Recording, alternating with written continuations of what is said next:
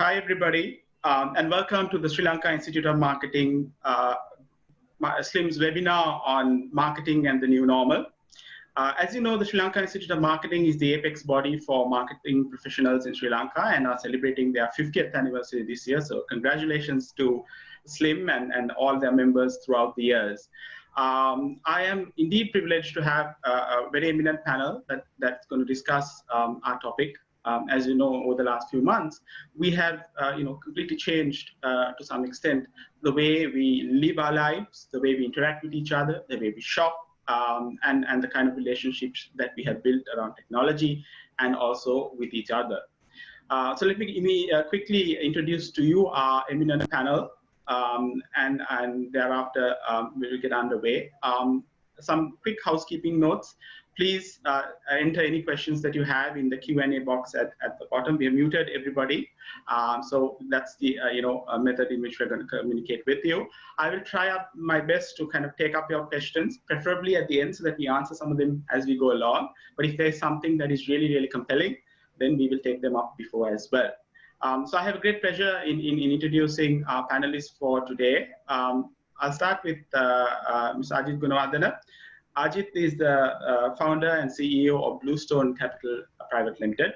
Titan of Sri Lanka's corporate sector, he narrowly avoided becoming a dinosaur by making some very, very smart investments in some of the hottest tech companies in Sri Lanka, and is now really one of the leading evangelists for the tech industry in Sri Lanka. Welcome, Ajit. We're very glad to have you today. Next, we have Randhula de Silva. Randhula, as you know, if you talk about any hot startup in Sri Lanka, you know that Randhula has her fingers on them by assisting them in some manner or form. Very passionate about the startup ecosystem and also about the local economy. Randhula is the director of Hatchworks and the Goodlife Accelerator. Last but not least, my good friend Nirmal de Silva is independent director of the Regional Development Bank, an entrepreneur himself, and associate professor in business strategy. He, I feel, is one of the best presidents Sri Lanka will never have, because he has decided to make sure that he limits his involvement in public life to startup mentoring, public speaking, and thought leadership. A very, very smart move, I must say, from Nirmal's perspective, because he has a much longer life in that sphere. Okay, let's get underway. See, as things change, to some extent, they still stay the same, right? I want to ask my panel, how, as things change in this volatile world, do we still stick to some of the basics in marketing? You never fail by sticking to your basics, and how can we do that, even in spite of the fact that we get so much of pressure, from different parts of the ecosystem to move in so many different directions. Ajit, shall we start with you? Yeah, okay. As you all know, and as I told you before we started, I'm no marketing guru. So I'm not going to be able to give you any sort of pearls of wisdom from a marketing technical perspective. But from my experience in what was formerly what one may call the old economy, and being involved in marketing, branding, brand building in that era. I mean, for example, just to get some perspective, being intimately involved in the launch and creation of the cinnamon brand, as an example. Then now, in the context of where we are today, take entities like Pygmy and how we create it. The fundamentals are always the same, and the base. When I say fundamentals, I'm not necessarily talking about marketing fundamentals. That actually comes next. The fundamental is you have to have a product or a service at a level of quality and standard that the market needs. If you don't have that, all the rest of the razzmatazz that you do is just a waste of money and time.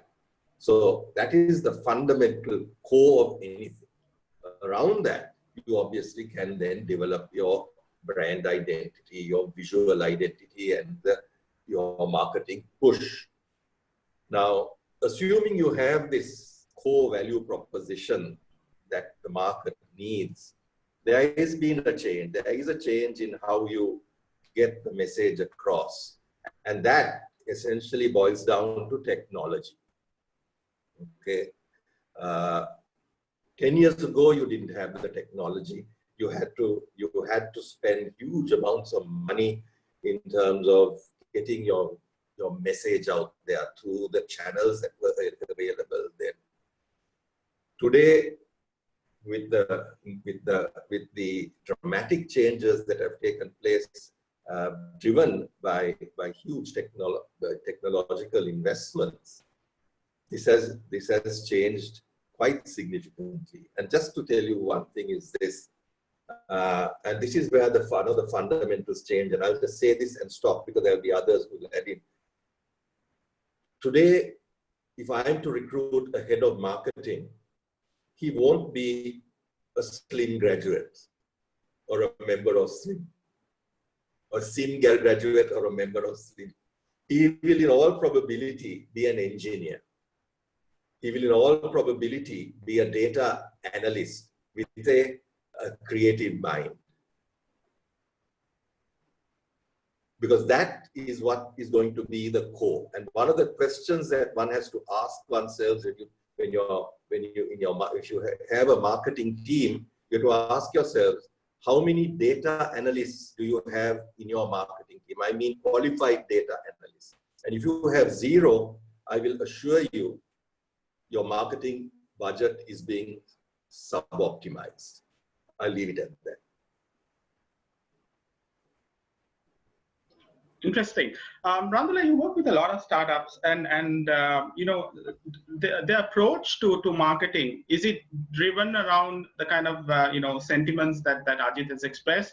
Are they still heavy on tech? Are they looking at you know, some of the other basics in marketing as they've laid out? Yeah.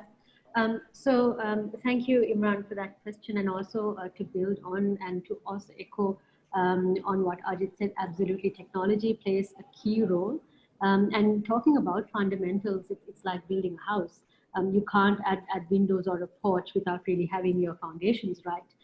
When it comes to startups, and specifically in marketing, interesting thing is most of the approaches of the startups are very tech savvy. But what is missing there is, I think, two other fundamentals, which I would add to that equation. One is talent, and the other is processes. So when it comes to talent, I think Ajit also elaborated on this. It's not about the knowledge. It's not about what degree you have or what credentials you carry in your resume, but it is really that skill to be able to adapt, the skill to understand the different.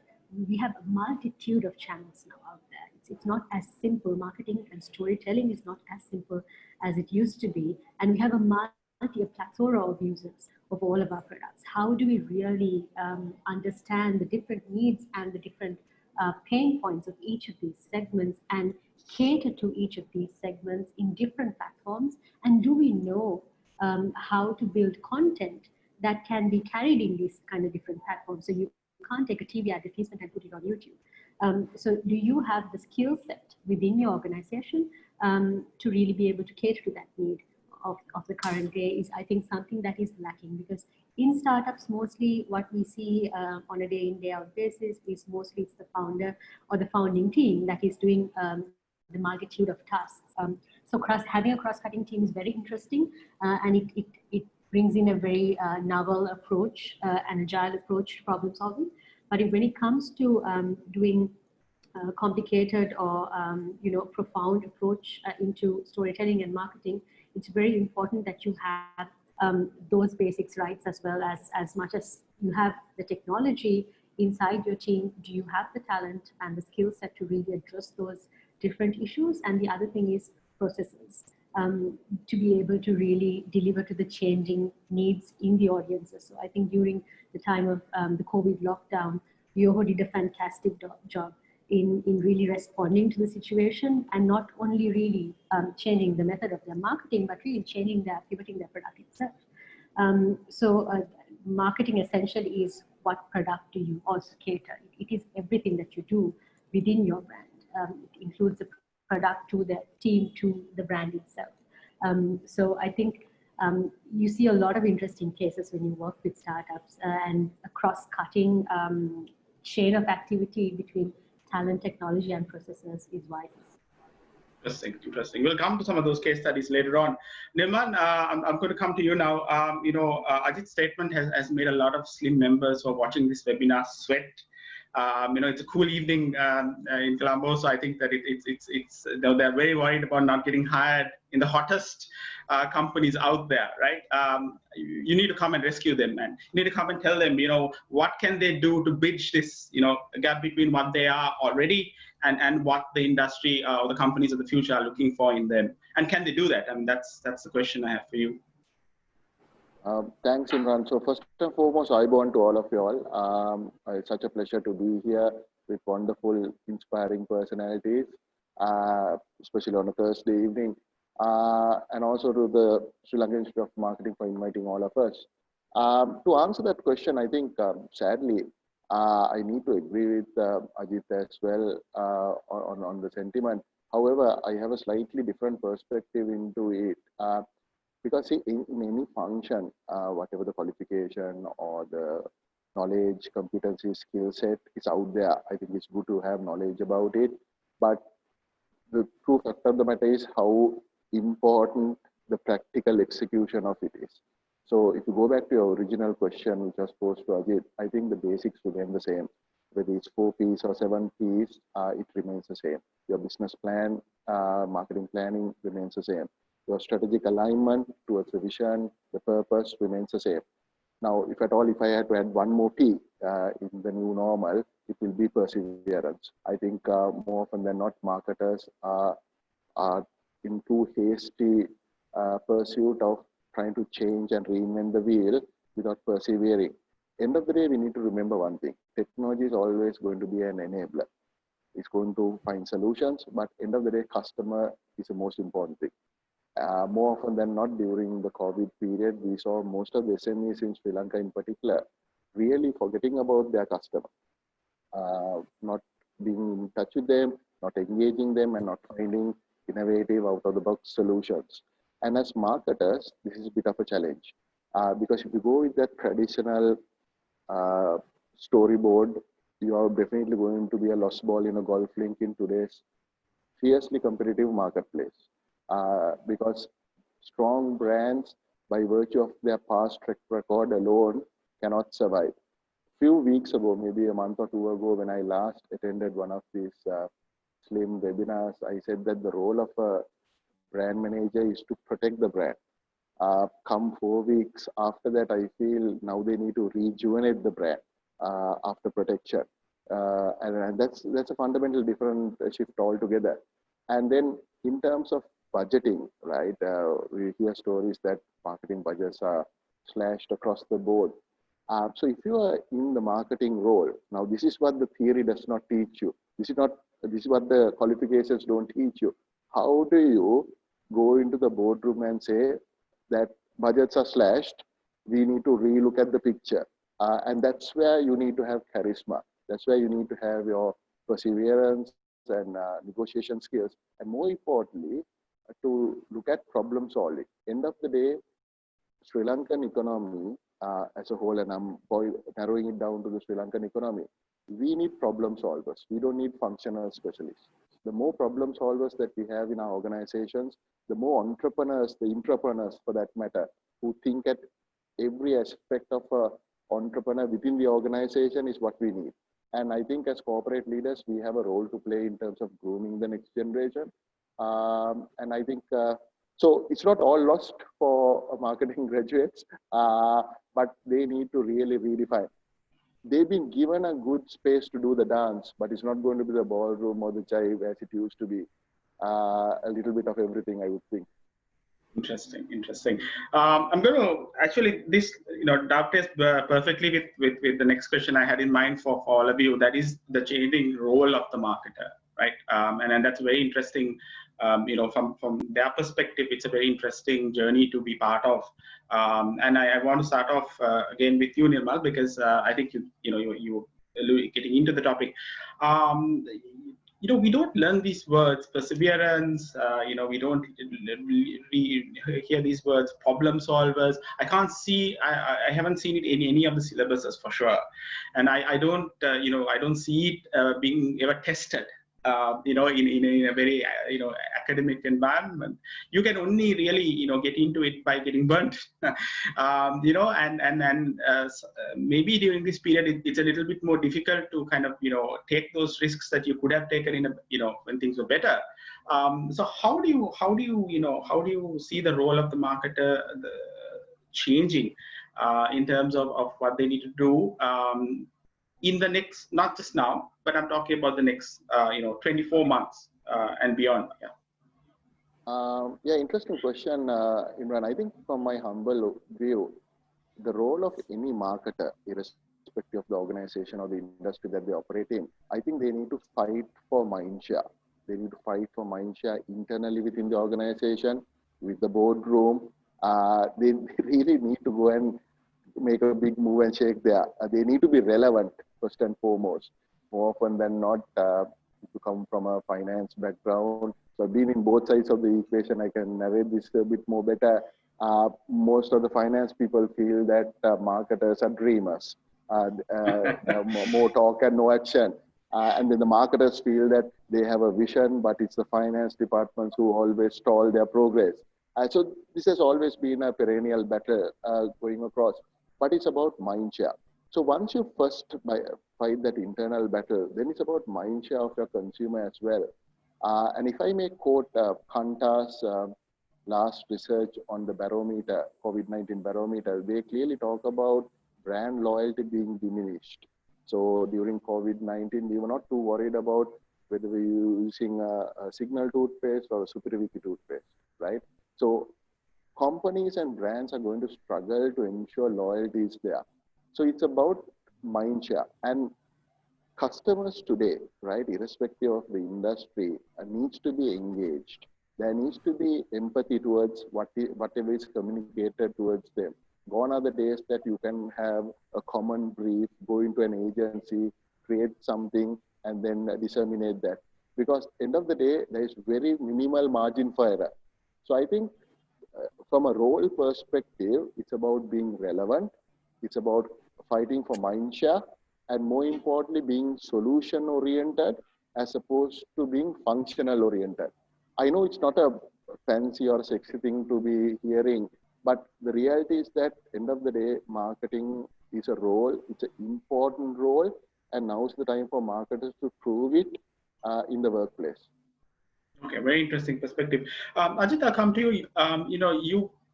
You have seen, and I'm sure even at the moment some of the conglomerates have this issue. The top has a very finance background, and I've been, one of the criticisms I hear a lot about the industry is that finance is merely about numbers, and they're looking at purely that, and that could have actually led to the kind of brand damage perhaps during COVID, or even in the coming months, because the response from a very corporate perspective was more towards numbers as opposed to the kind of attributes that Nirmal is talking about. How can we balance this to make sure that there is a role for the marketer and you can protect the brand, but at the same time companies survive financially, because if the company doesn't survive financially, there's no point talking about a brand. So that is, I mean, it's linked to the role of the marketer, right? And what do we expect out of marketers? So first, I mean, listen, that the traditional role of the marketer has been and has been considered to be, he's the guy who creates this sort of nice picture, the beautiful story, and that's it, right? The nicer and the more slick it is, everybody claps and well done. But that is rubbish, right? Today, and what needs to be done, and it really needs to be done with any company, every rupee spent has to be an outcome. an ROI. So the outcome is critical. So if a marketing guy comes and says, I need 100 million bucks or whatever it is, 200 million rupees, I'm going to sponsor this, that, and the other. Okay, what's the outcome? What are you going to give me as an outcome? Here is my baseline. What's the incremental that I'm going to get out of this? What is the ROI? And he has to be held accountable. The individual marketer has to be held as accountable as the guy who is manufacturing as much as the CEO. This marketer is not some nebulous sort of role of just putting out pictures and videos. The measurable aspect of marketing is crucial, number one. Two, he has to be completely up to date in what's going on in the world. He has to be able to curate his marketing and customize his marketing. This is today. Earlier, it was a one-size-fits-all marketing strategy. It was all one-size-fits all, right? Whether it was the newspaper advertising, it was TV advertising, one-size-fits-all. Today, you can curate it. You can curate. It's very specifically, your product can be curated very specifically to literally the individual. And that is where data analytics and AI comes. How many marketeers know that? How many marketeers do that? So that it results in a call to action. And that call to action today, you can measure. You truly can measure it. Now, let me give you a very brief example of something that I have seen, right? And I mean, it's quite mind-blowing in a sense. I've got one of the investments that we made is in a company called Gamer.lk. It's an esports company. I mean, just to give you some stats, okay? This company is, it's only 1.5 years ago that we invested in it. Last year, in the calendar year 2019, on it's got a channel that it streams its games live and so on. It had what is this? 1.7 million views. In the 6 months to date, it's got 2.8 million views. Okay, impressions also. The whole of 19, 11.6 million. 6 months to date, 15 million. That's the rate of growth. Now, this is esports and esports activity. Right now, there are 2,000 esports athletes in Sri Lanka, actually actively playing and growing.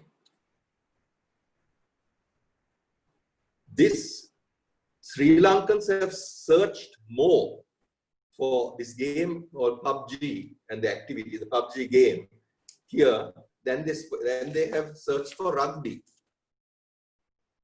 So it has a higher popularity than rugby and comes island-wide. Some of the highest searchers are coming from the north and the eastern province.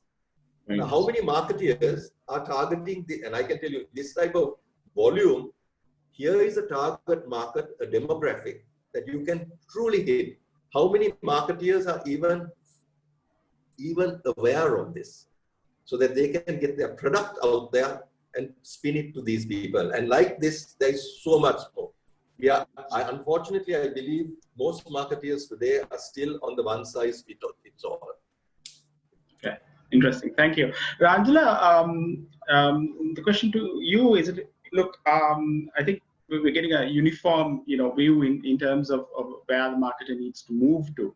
How does one equip oneself, with the technologies out there, even in self-learning and kind of experiential learning that you can do to become that person?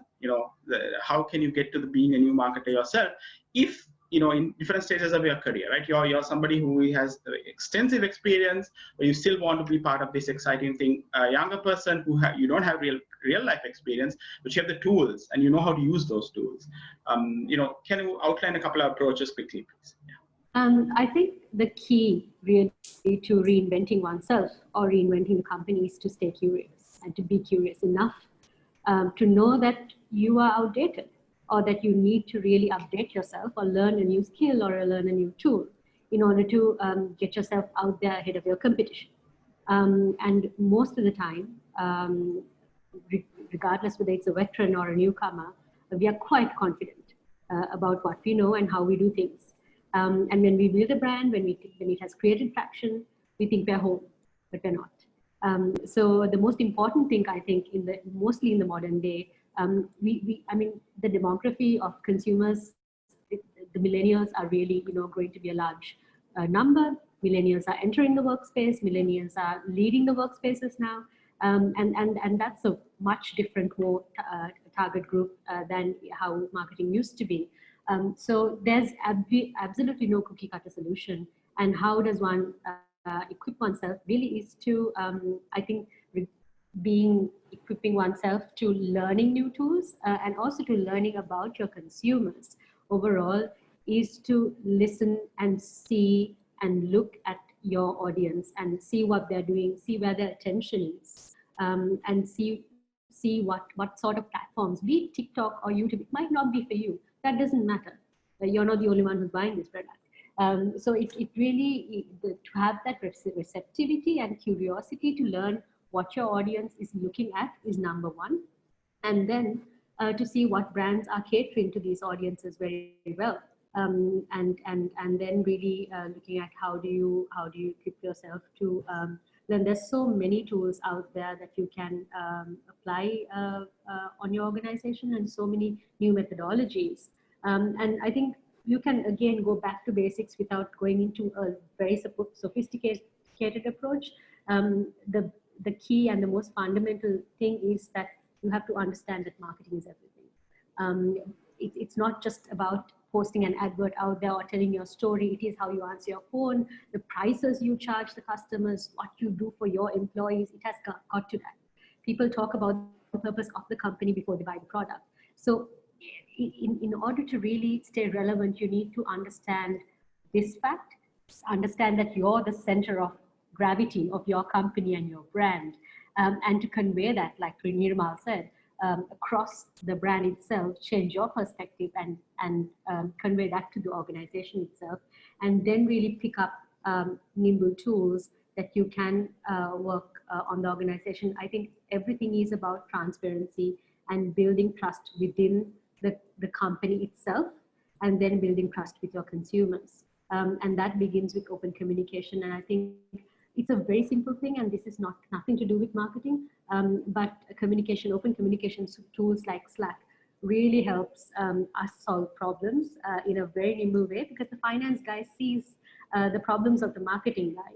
And I often throw marketing guy's problems at the finance guy and ask him to solve it. And they work as a team in order to solve a common problem.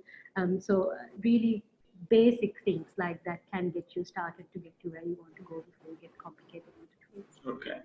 Open using technology as an enabler, I think is the way to go. The next question I have, and before that, I'd like to tell the audience, please. I know Sri Lankans are not very keen on putting out questions, but please do type in some questions in our Q&A function. We can then address it with the panelists.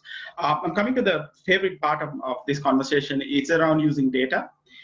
They say, data is the new oil, and unlike the physical variety of oil, I think data is available for any of us, anywhere in the world, right, to use it. That's what makes me really excited about using data.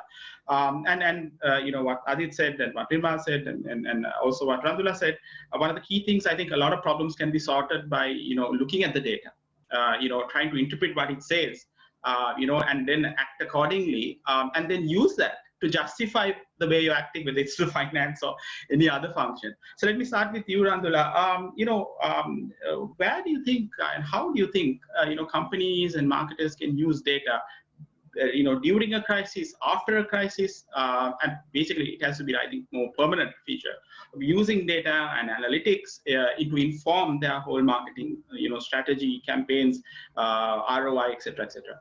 Yeah, absolutely. I think data has always played a massive role in terms of company strategy and marketing overall. The difference here today is, I think, data is more accessible. And you can collect data a lot more easily than how things used to be. And if you take a look at this pandemic situation, whichever company or organization or place you go to records your credentials and telephone number. And I don't think these organizations knows the value of that data that they have at the security counter at the entrance. So I think data plays definitely a massive role, and building into that, analyzing big data and really building in AI technology even to understand the behavior of your consumers. So you might know who gets into which aircraft, but do you know enough to know where they're going, which hotel they're staying, and what would they purchase when they go there? I think that's the power of data and the plethora of data that we have in hand right now if we know how to use it right. So there's a lot of companies that are new in the startup ecosystem that have the skill set to use this data and really to build analytics. And I think it's important to bridge partnerships or even, seek out common working conditions between traditional companies, traditional sectors, even like financial institutions, to work together with new innovative companies like fintech companies to really bridge this gap and understand how can they work together. You don't have to build everything yourself. I think that's one thing that you need to understand. There's a lot of things that you can do if you work together with people who understand things better than you do. So be open for innovation is a must in order to understand how you can even use and apply the data that you have at your fingertips to build a better marketing strategy, because data shouldn't be used to spam people. It's no longer about sending chains of SMSs or sending emails that nobody reads. Data can really help you with building in advanced AI technology into it. Data can really help you target, segment your customers in a much smarter way. And people will start respecting your brand and not just count it as spam if you use data right. Right. Thank you so much. That's interesting insight. Ajit, you just started to tell us a little bit of how your companies that you've invested in, utilize data in their decision making. Can you give us a little bit more insight into how you utilized, the companies you work with, utilized data during the crisis and hope to do so in the future as well? Yeah, well, I mean, I'm not sure whether it should be anything to do with the crisis, but data, as we all know, has always been used. I mean, it was just called something else before. It was statistics, right?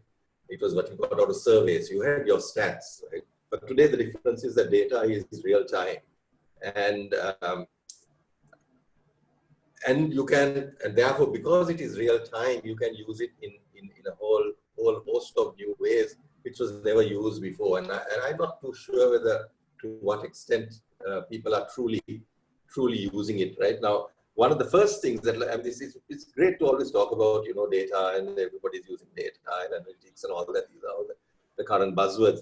But the first thing that you need to do is to understand that data can come in a whole host of ways, and it can be completely jumbled, and what you get out and what you use it for can actually end up being quite a garbled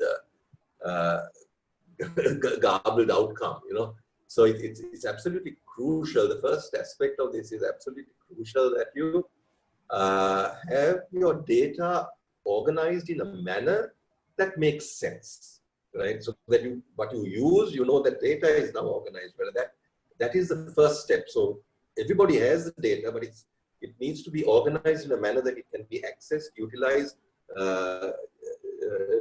churned around, and then you come up with the outcome that is absolutely crucial. Now, how do we use it? I mean, at PickMe, a whole host of areas that we use our data. We've got 140 engineers in that company. It's not, and these guys are fully integrated with operations. These are not engineers sitting there just making something. They're fully integrated with operations. Probably some of the best engineering talent and data science talent and machine learning talent that we've got. So what do we do with all of this, with this whole thing? We have machine learning models. So it's continuous learning, iterative learning. So you keep building the intellect of your system. I mean, the basic just happens. Demand supply predictions are done way ahead of time. So so if I mean, for example, in picking, say on the ride hailing side, if I know that this evening that there is going to be a demand, or in the next hour there's going to be a demand at a certain place, I will incentivize a group of drivers to move to that direction and thereby generate more rides, right? So, you capture market as opposed to just hit or miss. It's no longer hit or miss. So it's very targeted, right? It becomes absolutely targeted. Productivity is at a level that has never seen before. And that's what analytics does, right? Fraud detection. I mean, the ability to detect fraud as it's happening, because your system is geared to throw out unusual transactions, etc., becomes huge. So you gain huge, enormous savings comes on that front. So, but all of this requires significantly improved data warehousing. So, so that's on one side. The other is the whole personalizing. The ability to personalize your service. Long way to go there, but it's something that really what you can do. So you can the ability to communicate directly with your client, the message that you want to communicate, and thereby get back your market very fast. So during crises like this, during the April crisis, I mean, obviously you go from your market just hits zero, and how do you get back? And the ability to get that communication across to give people the confidence to use you again, and all of that gets done in a very, very targeted manner. So that's essentially some of the examples of what we have done. Thank you, Ajit. I think there was a question also that kind of got answered by what you said, which is about, the month of April. Somebody has said the airport was closed and, we have no idea. And if you're in the airline industry, what are the best practices to do in terms of, surviving and then continuing? I think one of the things that you said is, creating the trust and making them understand, creating the brand and trust going forward, so that when it does resume, they want to come to you as opposed to, say, another airline or another hotel and etc. So I'm going to come to Nirmal, because I have a very interesting question to you. From what Ajit said, and also from what Randhula said, it's very clear that the need of today is to get agile marketers, people who respond in real time to the kind of information that is getting thrown out, but also a kind of marketer who knows what sort of information he or she needs first to begin with. So I think you need to be both agile and also discerning to be able to figure out what sort of information you need. So Nirmal, how can a marketer go around doing that in the new normal? Yeah, so I think so this is the conundrum, right? Now we know that, right? There is no disagreement on it. But if that is the case, how come majority of Sri Lankan companies within the marketing department alone has decided to slash their market research budgets since COVID, right? It's an interesting phenomenon, right? We know about it and they've cut market research. And then they're talking about data and totally forgot about what the power of insights. Let me take you two quick examples. So we are very good at doing customer surveys, but we hate doing a net promoter score. Why customer service can be tilted in a manner, you can get customer service excellence awards, you can put your image in the mainstream media, so it's a fun activity. But when you start talking about net promoter scores, things that the airlines have been doing for decades now, that's a bit of how much would you promote the brand, right? Then on top of that, we're talking about retail. How many Sri Lankan companies in the retail sector are doing mystery shopping, right? And it really baffles me that we are not doing that, and we are expecting all these buzzwords to come into our strategy and then show a very nice presentation, basically wow the board, and hopefully that the board will give the go-ahead to go ahead with all these activities. So I think it boils down, end of the day, how to get the data and the insights required to reshape your strategy. Now, agile marketing is good, and I'll take an example for learning purposes. I saw Durex coming up with one of the most innovative advertisements on digital media. So they're promoting Durex on the inside, and the outside basically a surgical mask. And to me, it's one of the most brilliant advertisements, simply because they are looking at context, they are looking at where majority of the mind share is, and they're using the data that they have in terms of a cost-related marketing approach, and that's unique. Now, again, marketing is not about creating everything yourself, right? There's nothing wrong of replicating. There's nothing wrong of learning best practices, but it's about understanding your customer once again, and your market segments, and working on them. So I'll take a small example of what Ajit and them are doing, right? So when you speak me Uber Eats or whatever, there are thousands of home cooks now and small ventures coming out with various types of food. Now, just imagine the power of data. So we know what everybody is searching. But just imagine if we were able to share that with the home cooks and say, majority of the searchers within, we say Colombo 5 area or Colombo 7 area on a Thursday is looking for a biryani or a fried rice. It can narrow the overall scope of inventory management. You can come up with something unique to really hit the target market. And that's the level that we need to start thinking about. How many marketers can talk that language in the boardroom is a bit of a question. Are marketing qualifications helping create those people? A big question mark. I think that's where we need to think entrepreneurially. I think that's the key. If you can get all your marketers to think entrepreneurially, you'll solve better problems. Very interesting. There is 2 quick questions, and I'd like to, before we move on to the next round of questions, I think this is the time to answer them. We have one. It says, in this context, marketers would end up being data scientists, not the conventional statisticians. Only marketers would be able to provide consumer behavior-based data for AI. I'm reading it as it has been typed. Okay, so apologies if the context is a bit out. For AI-based programmers, marketers would be able to buy the software programs with AI tech to sort out their data and provide information to take better decisions. Do you agree? If not, why? So it's open to anybody who would like to take a go at it. So what Mr. Rana Singh is implying is that you could just buy the program, and the marketers would be able to then give the data, and that would lead to better decision making. Would that be an approach that you would recommend? If not, why? Yes. Anyone can go for that. I'll probably take a first crack at that, Imran. I think let's not forget about the importance and the power of psychology here, right?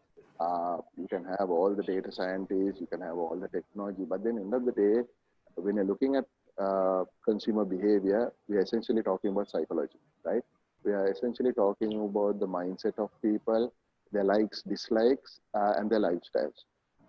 And especially when you're looking at lifestyle marketing, and this is one of the contentious things going around in terms of thought leadership, or the power of influencers, and do they really have power as they used to have, right? And I'll take a quick example.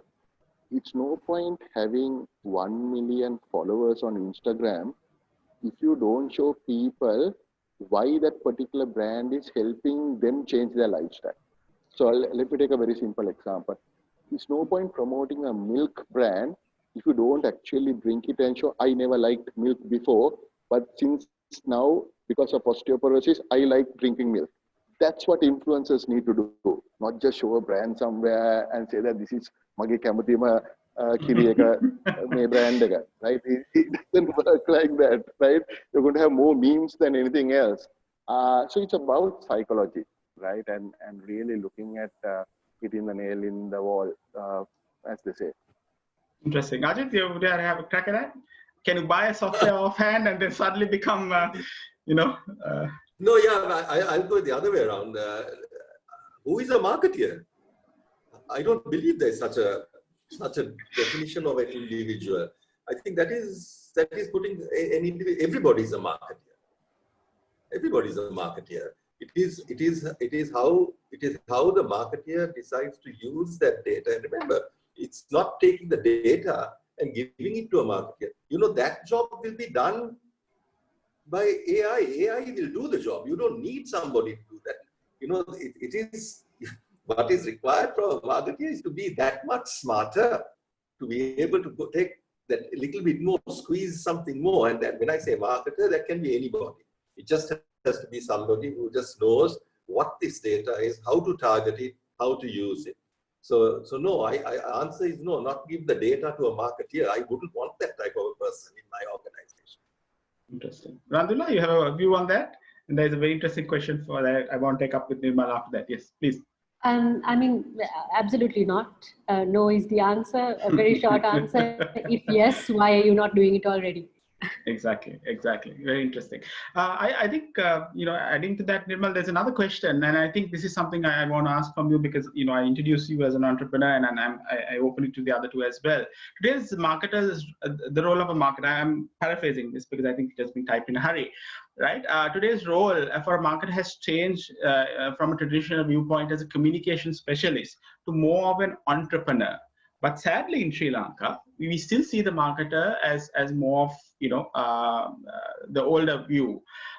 Isn't it time for organizations to allow or perform that task of grooming marketers to be more entrepreneurial?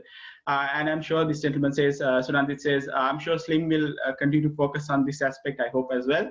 Nirmal, I think that's what effectively Ajit is saying. Nobody is a marketer or there is no defined role. You need to be more entrepreneurial in your thinking. I'll allow all of you to go at it. It's a very interesting question, so I think you should all have a crack at it. I'll start with Nirmal.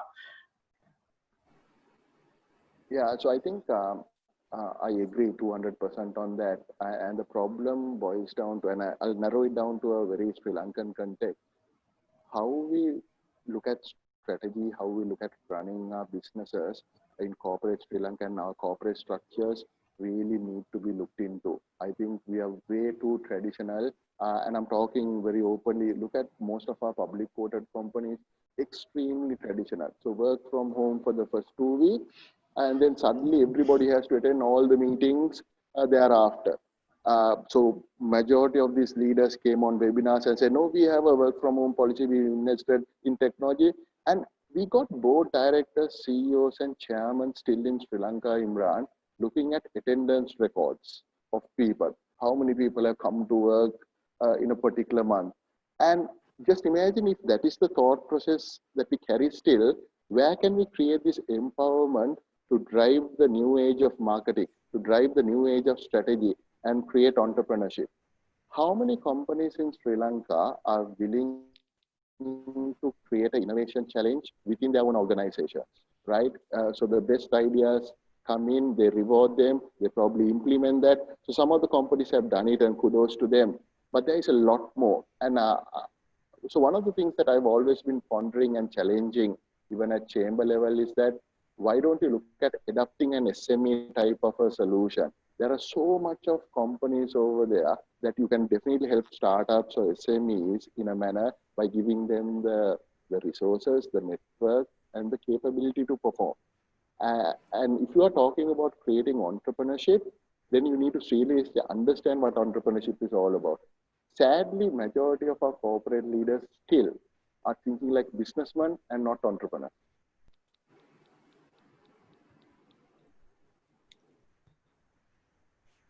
Yeah, I completely agree with Nirmal. Can I speak now? Yes, please go ahead, Ajit, please. Yeah, I completely agree with Nirmal, and that question was very, very useful. Of course, entrepreneur, you have to be an entrepreneur. You don't have to be the so-called marketeer. And that's why I mentioned earlier, everything that you do has to be measurable. You have to have an outcome and measurable. Nobody can say, I don't know, I'm just sort of doing something, I'm just creating some beautiful picture and whatnot and a story. No, you have to say, okay, what am I going to get out of it? That is absolutely true. I agree with Nirmal in terms of the change that has to take place and hasn't. And really, I'm coming from what one would call is a traditional company and now being involved in new economy companies. I can tell you, I mean, Pygmy has been working from home and hasn't gone back. I mean, our engineers are all working from home. They're creating, I mean, marvels as we go along, and it's still happening.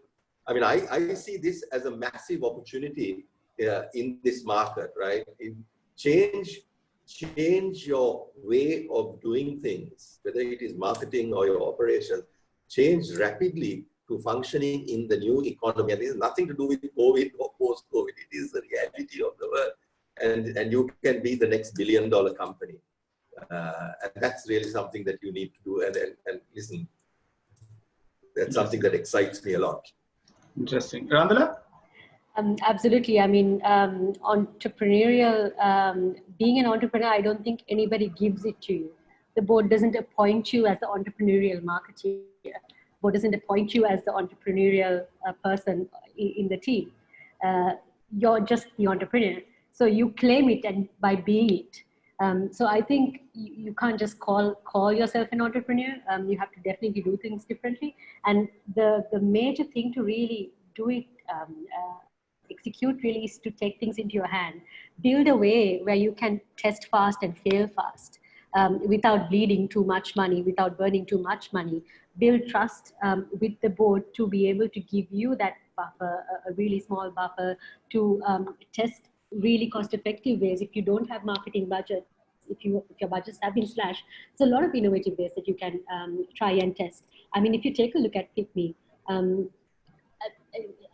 if you follow Mevan or anybody on Twitter or Facebook, there's stories of working from home, how they're building PickMe food, and how he's doing it while he's having, with his wife is having a baby. You get to see all of that. And that's really fascinating. And that's how you build brand loyalty. You share a very, very personalized approach, and your customer really merges with your brand very tightly. So these are not things that are in the book. And these are not things that will be given to you on a platter saying, here, be the entrepreneur and be the marketing entrepreneur. It is really all to do with the mindset. It is all about adapting, innovating, and being brave. The Durex example given by Nirmal, I mean, Durex and Marmite, these brands have been extremely brave in the digital marketing space. So really create that trust within the board to help take considerable amount of risk and fail fast, because no branding strategy can be bad if you fail fast and if you don't burn too much money. So building that entrepreneurial mindset into everything that you do is very important, and that begins even with processes, how you work. Are you inside a cubicle, or is your team really sitting around a table? It starts from that point itself. So it is from A to Z that you have to make all the changes within the company. If nobody else wants to do that change, you be the person to make that change. I mean, if you take a look at the Vimeo company, the current CEO, the lady, she was the head of marketing. And that's how much of an important role a marketer can play to reinvent a company. And she assumed the role of CEO by inventing that product and bringing it to where it is today. So I think every marketer has this potential in their hand to really turn the company around. Okay, two questions that have come up, and I want to take questions from our audience all the time. So what I'm going to do is I'm going to make sure I'm going to merge those two questions because they're effectively the same, right? And I'll open it up. I'll start with Nirmal and we can go on.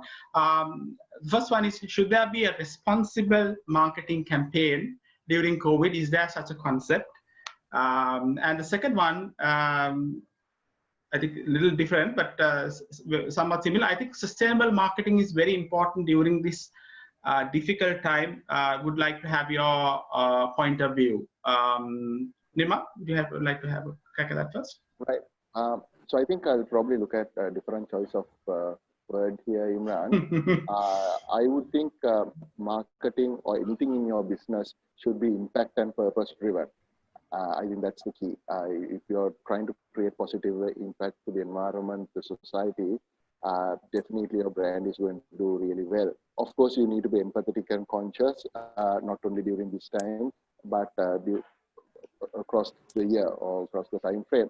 I also thought of taking this opportunity to put in 2 points here, Imran, for the benefit of the state sector people who might be here. So I represent the board at RBB, and I'm quite proud to say that being a state entity, this typical mindset that we have about state entities. But come next week, we are going to have probably from all the state banks, the first ever automated chatbot to help our customers really understand and communicate with them. It's not a chatbot like some of the more private sector banks. After 6 o'clock, it's a human face behind the machine and responding. This is a properly automated chatbot. And if you really look at it from the idea of course, we gave them the guidance from a board level, but from the idea to execution, it was done by the same set of people who've been there in the bank for a couple of decades. So which means, provided that you show them the way, provided that you empower them, definitely even in the state sector, phenomenal changes can happen. So I think that's one point that I want to raise. The second thing is, I feel that Sri Lankan companies, even though they talk a lot on this aspect, have been really low in terms of implementation, the concept of diversity. I think marketing requires diversity, diverse thinking, and so forth. And that's something that, unfortunately, it's improved a hell of a lot compared with probably a decade ago, but there is a long way to go over there. And I think sustainability also will come in if you bring in the diversity and inclusion part. Right. Randhula? So I think it's really important that a brand is what the product is. There shouldn't be a case where the brand is something else and what you're talking about, or the product is something else. You shouldn't be talking about purpose and how you're good to the people and planet if your product is not that, because people are just going to refuse that. And there's been so much of backlash for that kind of greenwashing in the current day and age, especially because people are intelligent, people are informed, and people are curious. And especially during COVID, when people are working from home, they have more time in hand to do more research, to browse more. So it's really important that you maintain that integrity and transparency, and to really build a product that people would want to talk about. So it's not about the product gimmick. It's not about, a story. It's really about what is the core that you're really trying to serve. And if you have a group of people who would talk about your product, if you have that, so if you take an example where your marketing budgets are slashed, like Seth Godin says, you can turn your smallest fan base into your marketing department. So that is smart brand loyalty building. And to do that, essentially, people definitely are much more conscious. They're looking at much more sustainable solutions. So if you don't have a product that caters to that market, you need to then really think about addressing that market through your product itself, and not just by talking, but by doing. And not only through your product, but how you treat your employees, how you treat your consumers, and what sort of advocacy or ideology do you promote through your company is very important. Ajit?